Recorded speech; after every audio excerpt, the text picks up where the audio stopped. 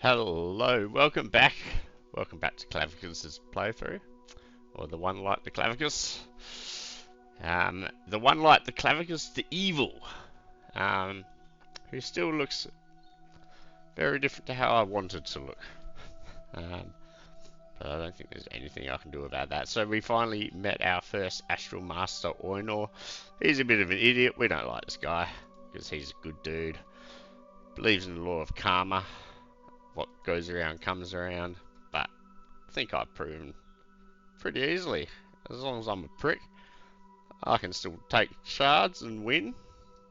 Um, so, yeah, fuck the law of karma. So, we've got a few extra shards this time. So, we've got an average shard here. So, and here as well. So, these average shards, that's where the difficulty of the game really starts to ramp up, I think. It will probably slowly ramp up over these small shards as well. This is another average one here. Oh, I didn't realize this was average when I was looking at it last time. Now, and is that on the berry farm? No. Where's my berry farm shard? Have I lost my berry farm shard? Damn it. I was going to invade the shard with the berry farm this time around, because it seems that having a good gem income pretty powerful. And I think, I'm not 100% certain, I think berry farms increase gems in swamps, but it could be that they decrease gem income and increase income in swamps. So I could actually do the opposite of what I wanted to do. I might actually just have a quick Google of this, because now I am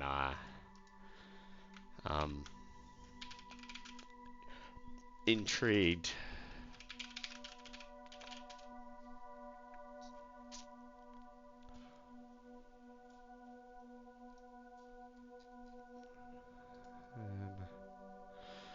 Let's have a look. I've got a bookmark, Eadoropedia, which is so this mod is actually Russian, which is probably one of the reasons why it's so good. Crazy Russians. I mean that in a good way. You know, they've got crappy weather, so like a lot of the time of the year, and I don't know. I've got some strange belief that just makes them go out and do crazy things, like climb buildings and make amazing mods, and you know, they've got to find ways of entertaining themselves. This is absolutely. I'm not being anti-Russian when I say pro-Rush. When I say crazy Russians, like they you know, like they do some really cool things. Not going to get into the war in Ukraine. That's nothing to do with this game, and that's bringing politics into gaming, which shouldn't be done. So anyway, so there's this Eadoropedia, which has been translated into English, and so I'm just looking at that now. Province buildings. Berry farm. So berry farm.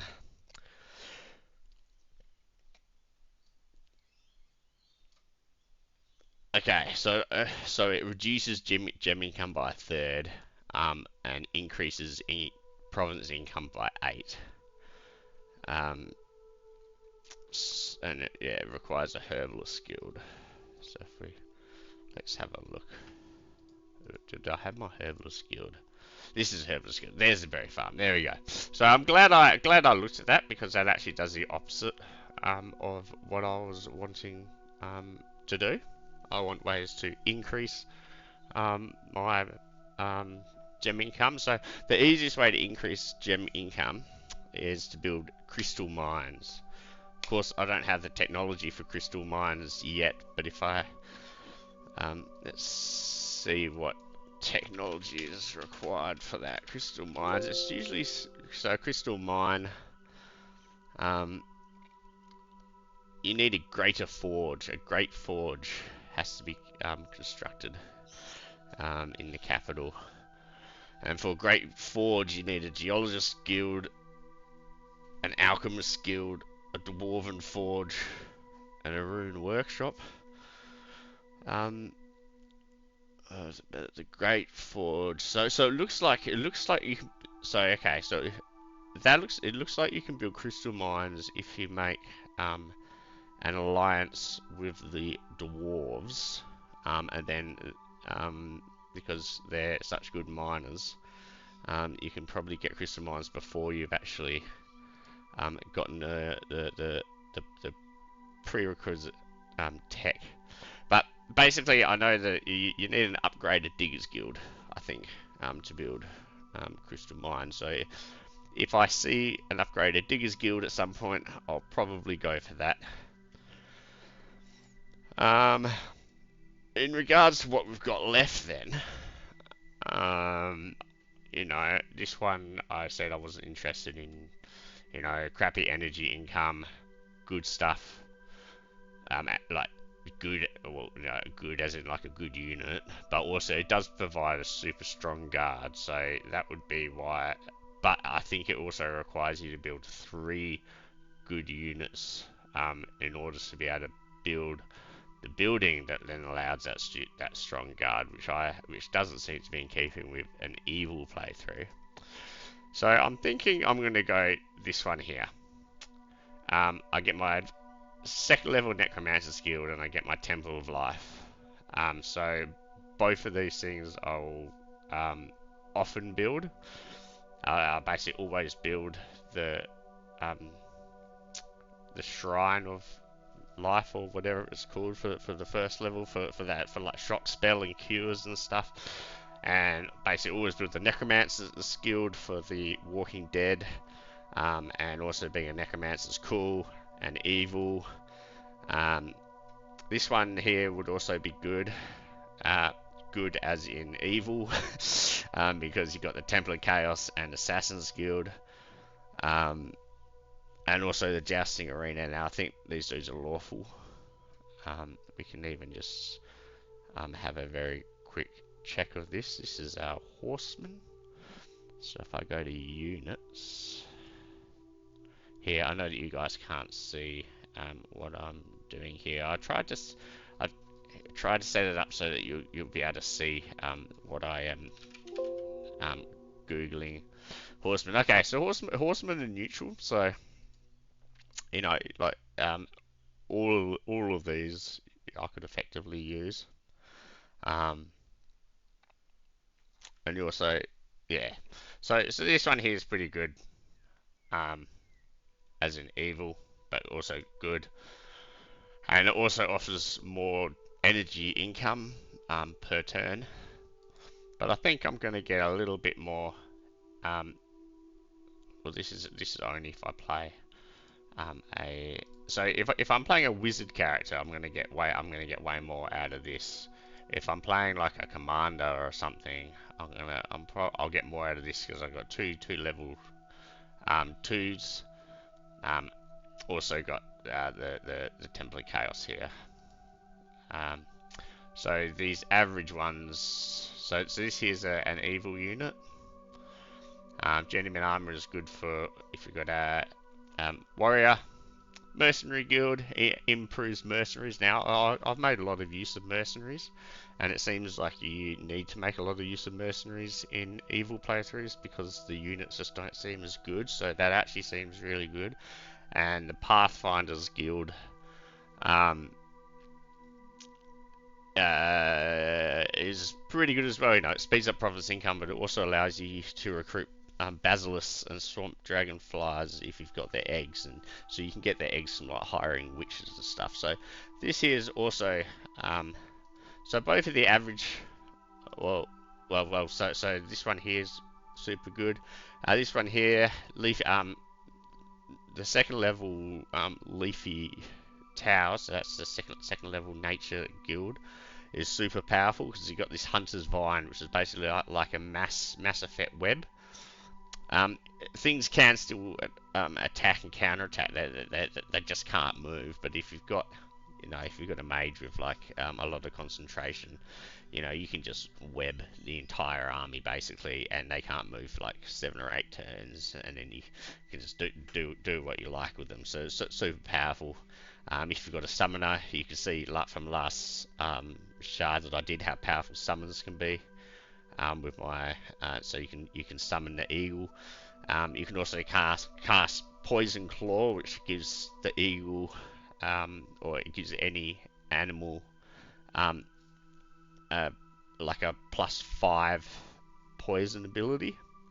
So then you're dealing heaps of damage and you're poisoning them. And you've also got the natural weapon, which I think adds 5 to all of the animals' attack values as well. So you could effectively, just beef this eagle up heaps. And you could also summon wolves from your lower thing, and you also have the Ritual of Nature, which summons animals into your army, and then you can just like beef them up and stuff. So, and that would be quite viable on a evil playthrough. However, it's an average one, so I'm going to ignore the averages for now, and I'm going to go back to what I said before. So I've either got heals with a +9, Assassins and Temple of Chaos, or heals with a +6. But to get the Temple of Life and the Necromancer's Guild. Enchanted Grove is good because it reduces the delay between rituals. Also, it gives you gems. Also allows higher in the Forest Spirit's Guard, which makes people adds to the population happiness. But I think they're goody two shoes. So I would prefer not to use them. If I can, I want people to hate me. I want people to hate me. And maybe I shouldn't gloss over this at all, because this has got gold income.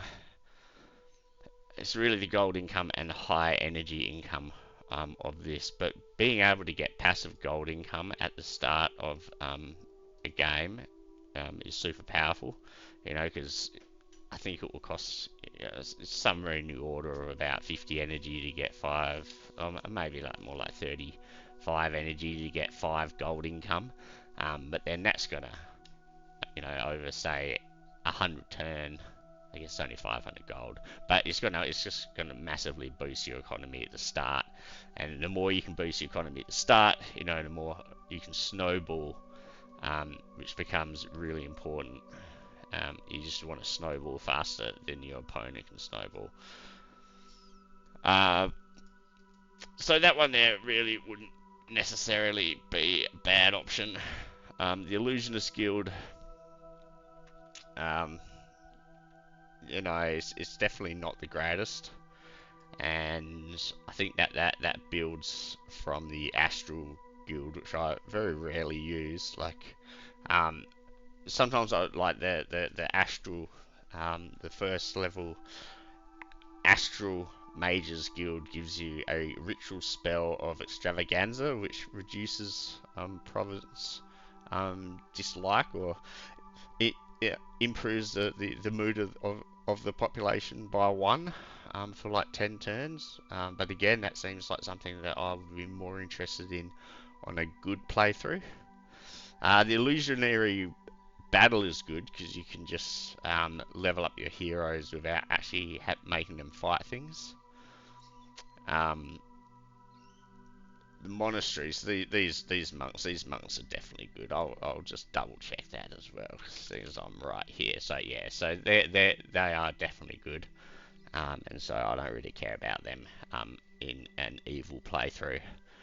But that gold income should not be underestimated, and maybe that's what I'll go for next.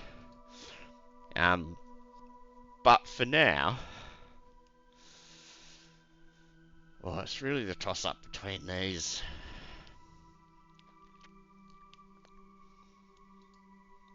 What haven't I played? I haven't started off with a scout yet, so if I want to start off with a scouts, like they're pretty good to start off with in forests, because that's like their very first terrain knowledge, and if they get terrain knowledge and all of the the entire army gets terrain knowledge, and then they can move through forests, like they can move through plains on the strategic map, and then also in the battle map, they can also move through forests, like they can move through plains, and they get increased the effects of the forest in the case of forest. So yeah, so a little bit goes into trying to decide which shard to invade.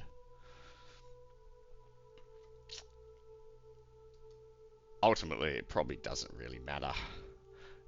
These are both hills. I'm going to go an archer, just to change things up a bit. So if I'm going to go an archer, I may as well go this one here.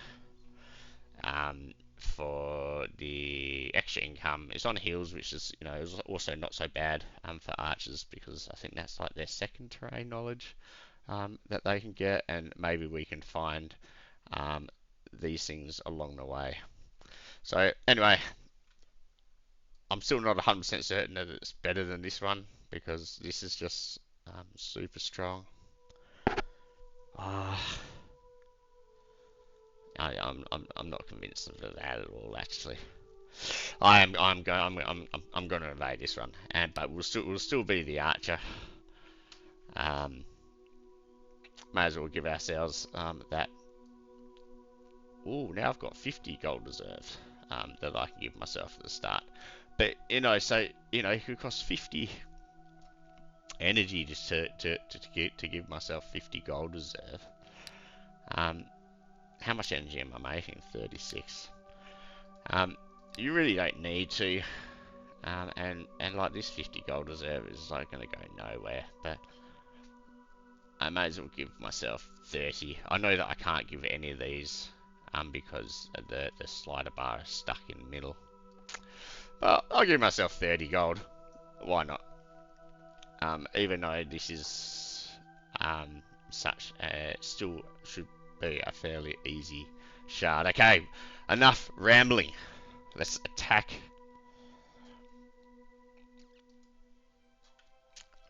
And so, first of all, you look around at where you are, and then you have a look at what you're up against. So, so now I'm up against a competent.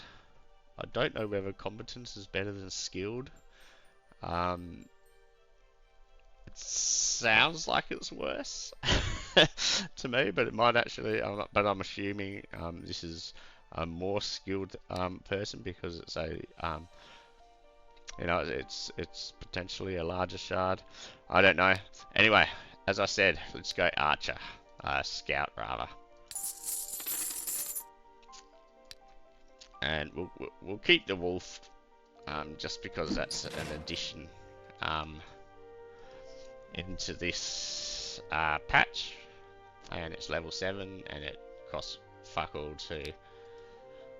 You know, maybe it's even better to put the wolf here, just to guard. Because wolves, I mean, they're pretty crap, to be honest. So what have I got around? Free settlement, barbarians, free settlement, halfling village, free settlement. And because that can sometimes change, you know, make you go certain build paths or something like that. And Yara, she's got marksmanship, so that's the best scouting skill that you can start off with. Anyway, I'm going to plunder, and I will build a library. I will build a tavern. I am learning from my mistakes. And I will build a tavern, because that's going to get me 2 extra income rather than building a library first. And we will end turn. We'll continue plundering. And this time, I will build a library. And make sure that I equip good old Yara with some fatigue spells. And we will end turn. And we'll wait for new orders now. Because I think... Now, am I going to go barbarians again? I'm always going barbarians because they just seem so strong. But as an archer and having ranged attack, you know, maybe I can try different strategies here. So just for the sake of trying something different, I'm going to build the Den of Thieves. I know that they're super cheap. Well, we're going to give ourselves one thief, and we're going to get a bandit, which I believe is an upgraded thief. So if you have a look here, if this thief manages to get to level 9, so it can be upgraded to a bandit. So that shows how hard it is to keep thieves alive. Most good, so say swordsmen and pikemen and stuff, I think you need to get to like level 17 until you can upgrade them to the upgraded version. But yeah, so I've got a thief, a bandit, and a wolf. Let's have a look at invading one of these free settlements. So 9 plus 1, 13 plus 1. Now, I used to think that the size of the settlement would have an impact on the number of guards that they send out, but it doesn't seem to be the case. So it seems like going there for the 13 plus 1 would be the best option for me. But they've got 6, and I have a fairly weak army, so I'm going to retreat, and I'm going to have a look at what these other places have. You know, knowing fair well that every time I retreat, you know, I'm effectively wasting an entire turn. But we'll get an altar, and I might actually just see whether there's something here that I can attack. Not convincingly with what I've got, so I'll explore. It's because I want to get that crystal up straight away, because I might get bonuses for, you know, they might say kill some militiamen or something like that. When they give you quests, they seem to choose things that there is an abundance of in the area. So it's probably better to keep a lot of militiamen in the area. I have no idea whether that changes the quest or not, but that's what I'm going to do. And we'll end turn. We've got a lookout tower with a bugbear, orc, and a ghost whisperer. Now, if I had shocks, I'll definitely attack this. You know, I could probably win, but I'd lose a lot. I'd lose some units, I think. You know, I could fatigue out the orc basically. Try and get the bugbear to shoot something like maybe the wolf in the forest and use up all the ammo, and hope that the ghost whisperer is a fairly low level. But it seems a little bit risky, so we won't do that. We will enter. Oh no, we haven't built the crystal yet. We'll build the crystal of power, and we will enter the crystal for our first level spell. For our first level quest. So I need to kill some kobolds. Alright, I'll be back soon.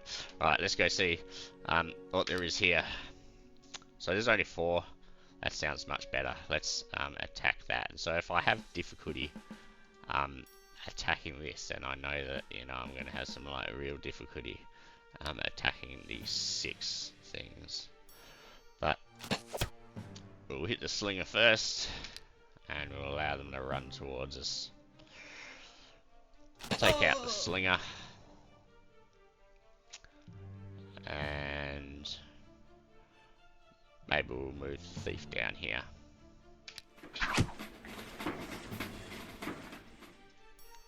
Okay. So this guy is now on 6 6 stamina, so I was thinking I could shoot him and attack with the bandit. I'm not worried about these guys attacking the bandit because they can't get there in time because they can only move 2. But instead I'm going to fatigue him out, so I've just got 2 stamina. This guy does the same amount of damage whether he's throwing a poison dagger or attacking. And this guy's got the same defense. So to me, I'm just going... He does have agility though, so that means that he doesn't get a counter attack. So I was going to throw a dagger at him, but then that will allow him to move forwards up on the hill and get a bonus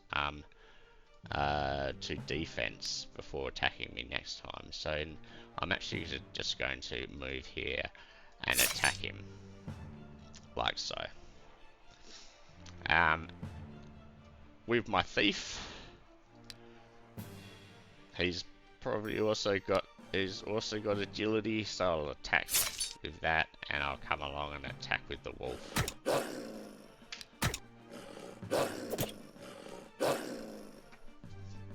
Alright, let's go thief.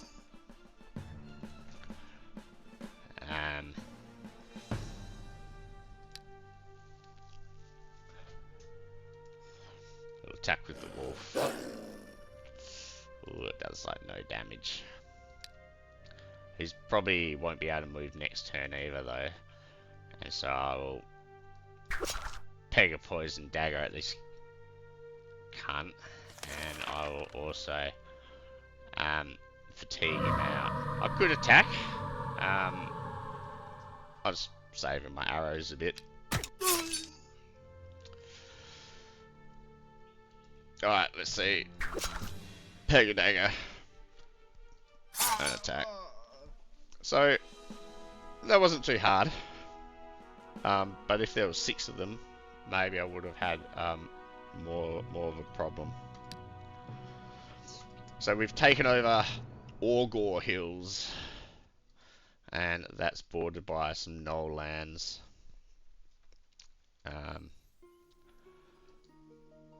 What have we got here? Retinue and the clerics. Probably nothing that I really want to mess with at this stage. We'll get Sanctuary, just because it's so powerful, and we'll move back. So we'll repair our arrows. It's always good to take, you know, to do that while you have the chance. And I will learn a heal spell. We'll have a look at this next settlement here. Even though my guys are a bit, they're a bit damaged, so I'm going to chuck them here and I'm going to explore. The risk here, so I'm actually going to chuck all of them here. The risk here is that I get that rabble that then attacks me, and you know, I could lose my hero, which I might not necessarily do if I didn't have if I did have an army. So that's a risk, but it's a risk that I'm willing to take at this stage. I found a mage's tower. Oh, mages after my own heart. So some good old necromancers and sorcerers. Let's talk to them. We don't allow visitors. Oh, I'll get even with those damn sorcerers. So they had no quest to give me, unfortunately. Now my dudes are pretty much healed up. We're going to put them in to rank order. My OCD coming through. Now there's a lot of hills in this area, and so a Diggers Guild allows hills, but you need to build a workshop and a forge and everything first. Now whether it's probably better to go your show booth gaming house. This is like for early economy. So I'll build a show booth. Makes them a little bit happier, which increases the overall province income by 1. Anyway, let's attack these people and let's see what we're up against. Okay, we're up against 6. See, this would be so easy if I had barbarians. Less attack. If that's the way it's going to be, then that is the way it is going to be. And I can't change it. We'll do something like this to get him as close as possible, because he doesn't have the best range.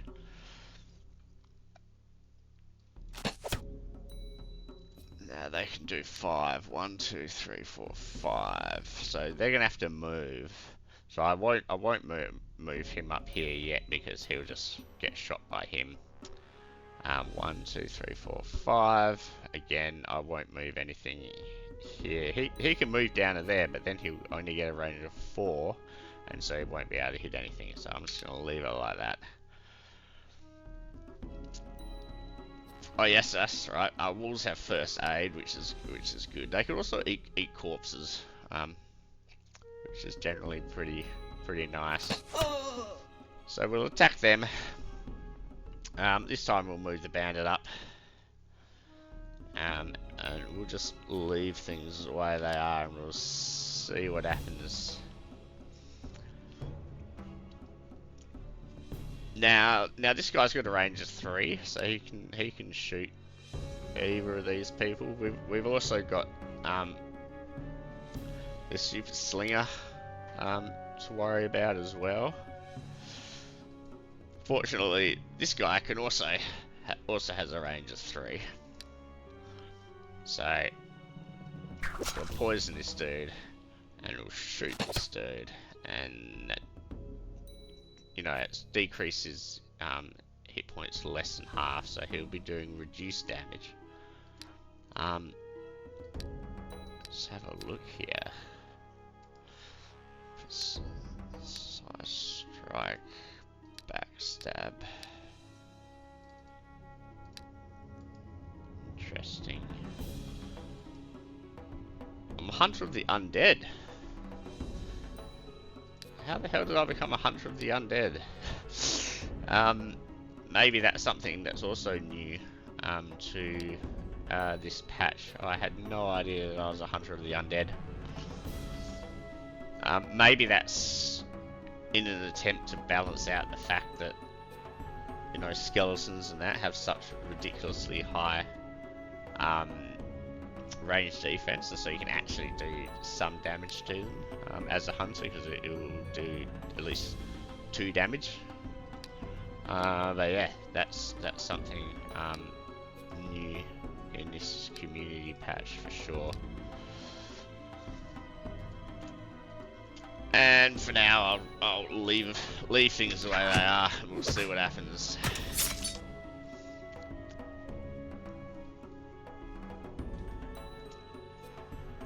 So he hits way harder than he shoots.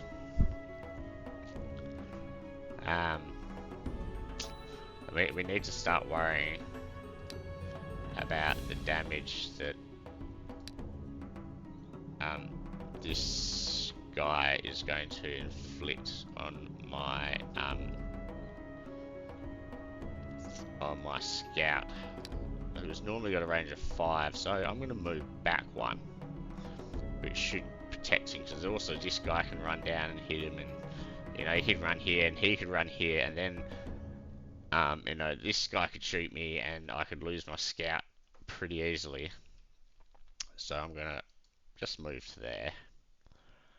And then it's a question of who do I take out. 1, 2, 3, 4. I haven't really quite decided.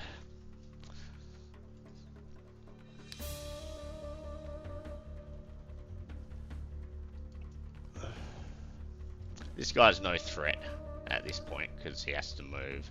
So I will stabby with this dude and apply some poison.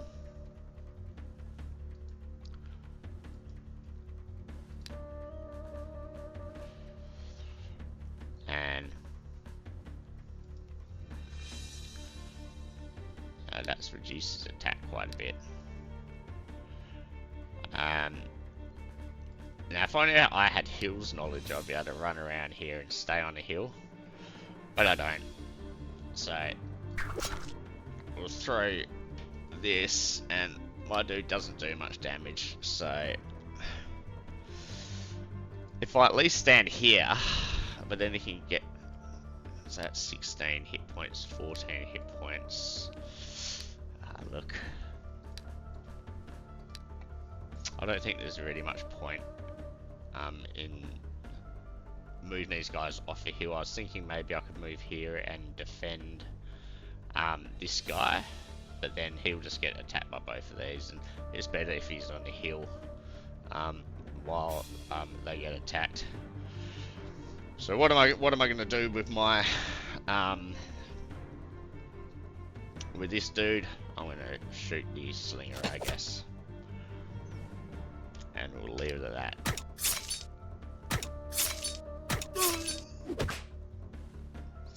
Okay, so he does 7 damage.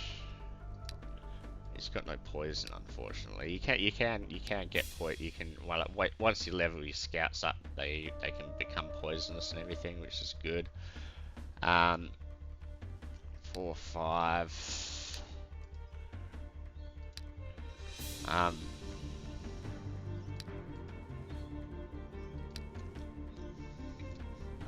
This guy, yeah, I don't think I really need to care about too much at this point, so I'm going to move down here and kill him.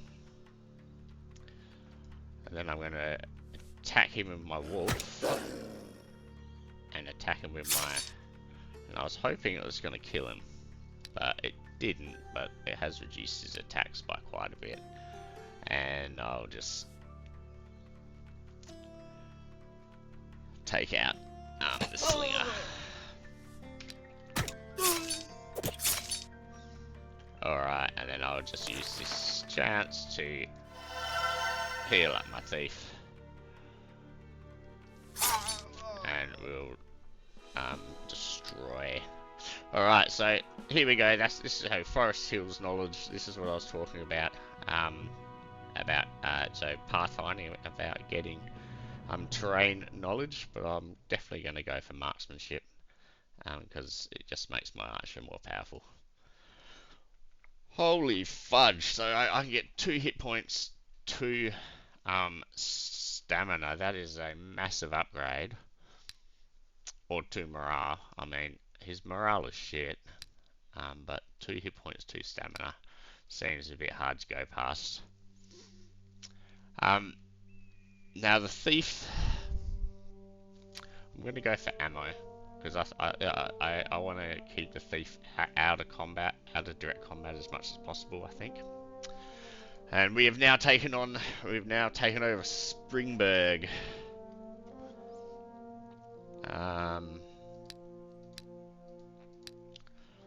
And we will build the gaming house.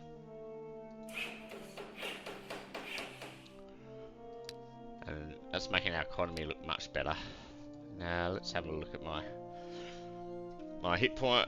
So my dudes are pretty well healed, which is good.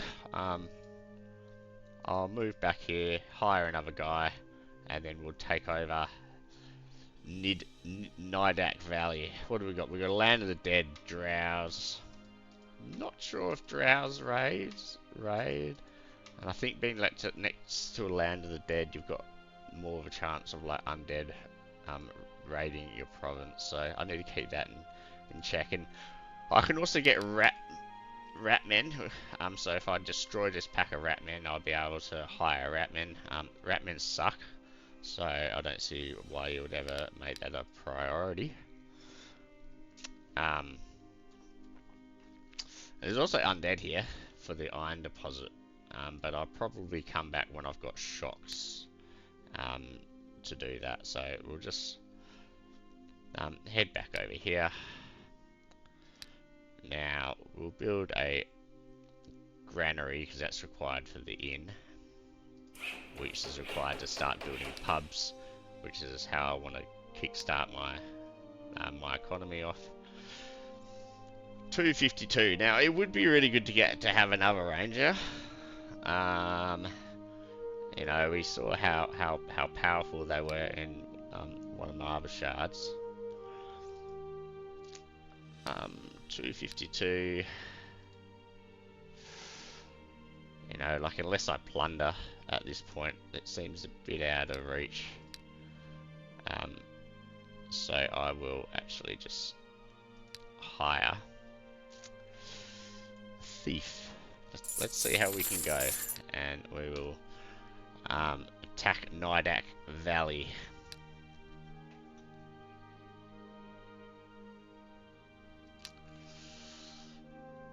Something's telling me that, oh, maybe, and like dash was really cool as well. That's another spell that I very rarely use. It's really cool. Like you think that like you play the best way or the only way that you can, but then there's just so many different viable strategies in this game. It really is amazing. You know, giving this dude another go could be super powerful,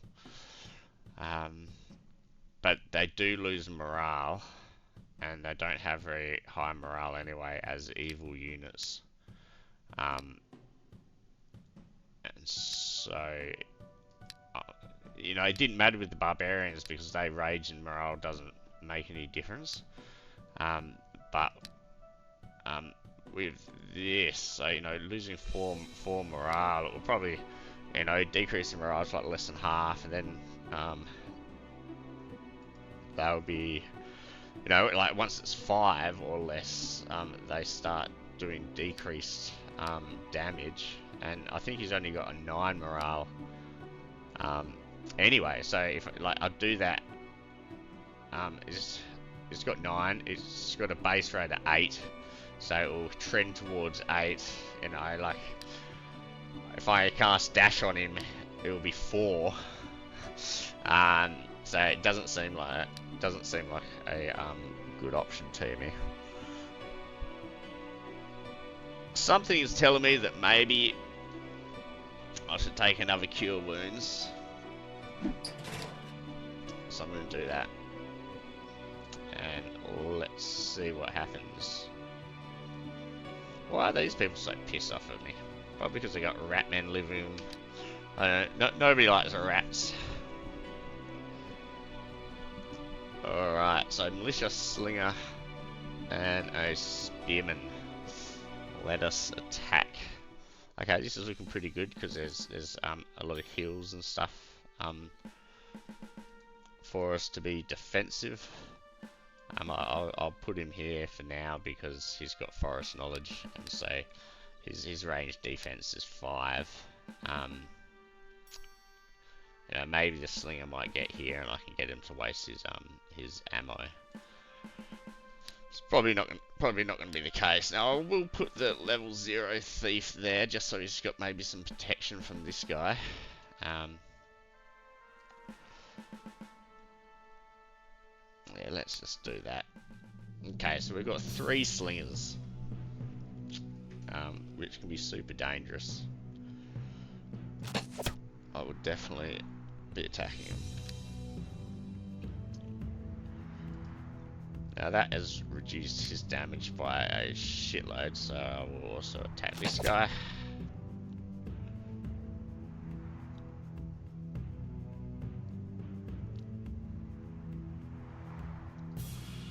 maybe I need to start thinking about bringing my wolf into play, because my wolf is, I don't know. I was going to say marginally sturdier than my thieves, but it's all much for a muchness. I mean, he's got a slightly better range defense, but I'm more worried about these guys attacking. But yeah, we'll just do that. Alright. We'll hit this slinger as well.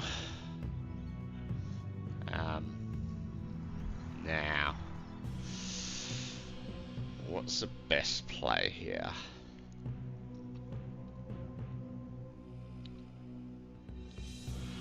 I don't want anything coming around and hitting my scout.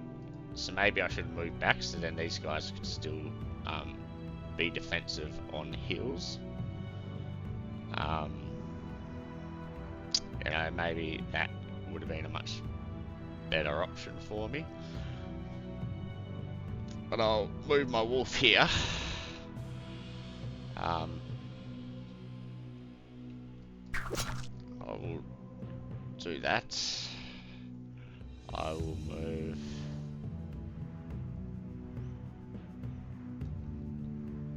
this guy here and do that.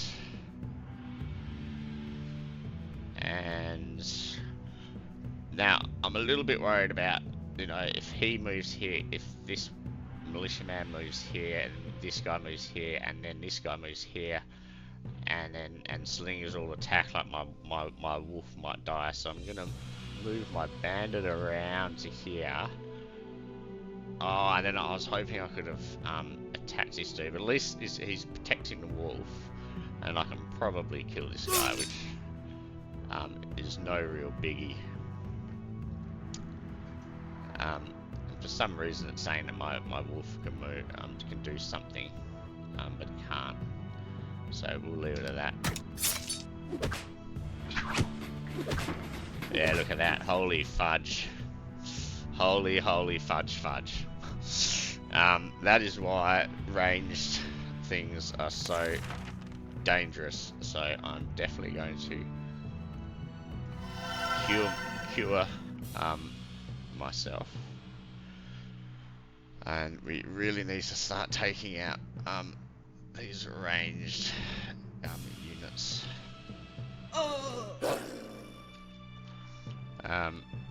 This heavy, so that's from the heavy ammo from this guy's spear. So that first, then just, like, you know, obliterated my range defense, even though I probably didn't really have any range defense anyway. But yeah, I've got 10, and these dudes can do 5. So I'm not just about to die. Now that I've done that.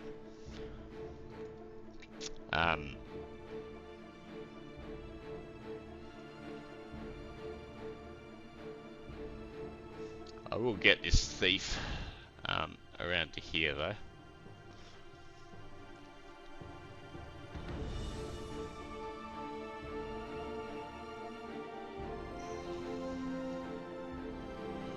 Thief can kill that.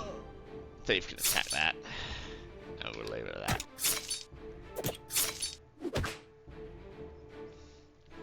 Okay.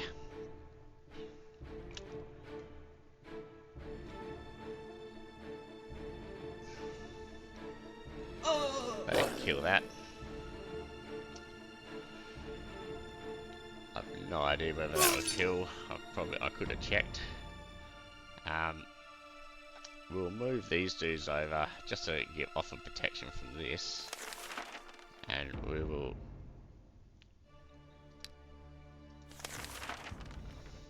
exhaust this guy, because then he won't have any. Then he can't do anything at all. Now I don't want to kill him this turn. He's got 12. This guy will do 9 damage, and so it won't quite kill him. And I'll end turn and that's only because I want to heal myself. And then I want to try and level up my thief, I guess. Alrighty, okay, so we'll take marksmanship 3 for that extra range is super good. That means that like crossbows that pierce armor have the same range as, you know, like normal bows that don't. So getting that extra range is super important. Now, so I'm losing battle trophies and stuff. So because of this guy being a marauder. Reducing loot after income by 15%. Well, let's reduce his greed. So I've actually got a lot of greedy units here. So he's greed 15, he's greed 10, he's greed 5. So, but that's 5, 10. That's like 15. That's 30% of my loot, my post-battle loot that I'm losing. So it's definitely not a non-significant amount. Alright, so we'll build the inn, which can then allow pubs to be built. And we'll build a pub here, because they like us the most, and we've had them there for the longest period of time. Alright. We're not doing so badly. Maybe I wouldn't mind making some friends with orcs or something. I don't know about making friends with drows. I'm assuming because drows are fairly good, like high level units, they'll be hard to make friends with, and you probably need something in the diplomacy skill in order to do that. That is just a wild assumption on my half. Whoa, what's going on? Anyway, I think I've rabbited on for about an hour. So I'm going to end this episode here, and I will actually look up, see whether I can work out what's needed for a Drow Alliance before my next episode. So this would be Shard 5. This has been episode 1. Tune in for episode 2 of Shard 5, and we'll see how my scout Yara continues. Catch you guys later.